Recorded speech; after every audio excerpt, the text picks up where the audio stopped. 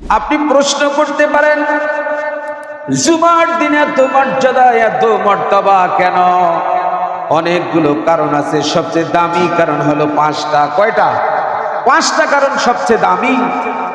প্রথম নাম্বার কারণ হচ্ছে, এই জুমার দিনে দুনিয়ার প্রথম মানুষ, আমাদের আদি পিতা, প্রথম নবী, মহামানব হযরত আদম পয়গম্বরকে আল্লাহ রাব্বুল আলামিন আজ এই জুমার দিনে সৃষ্টি করেছেন। সুবহানাল্লাহ কর। দুই নাম্বার কারণ হলো, এই জুমার দিনে হযরত আদম পয়গম্বরকে আল্লাহ রাব্বুল আলামিন জান্নাত থেকে বের করে দিয়েছিলেন। আজ এই জুমার দিন সেই দিন হযরত আদম পয়গম্বর, আমাদের আদি পিতা, এই জুমার দিনে দুনিয়ার জীবন শেষ করে পরপরের উদ্দেশ্যে পাড়ি দিয়েছেন।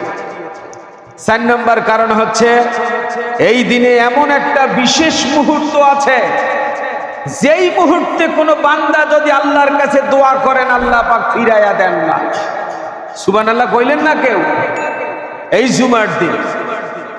পাঁচ নম্বর কারণ হচ্ছে, আজ এই জুমার দিন এত গুরুত্বপূর্ণ হওয়ার পিছনে অন্যতম কারণ হলো, এই জুমার দিনে এই পৃথিবী ধ্বংস হয়ে সেই দিন কিয়ামত সংগঠিত হবে। সুবহানাল্লাহ কোন।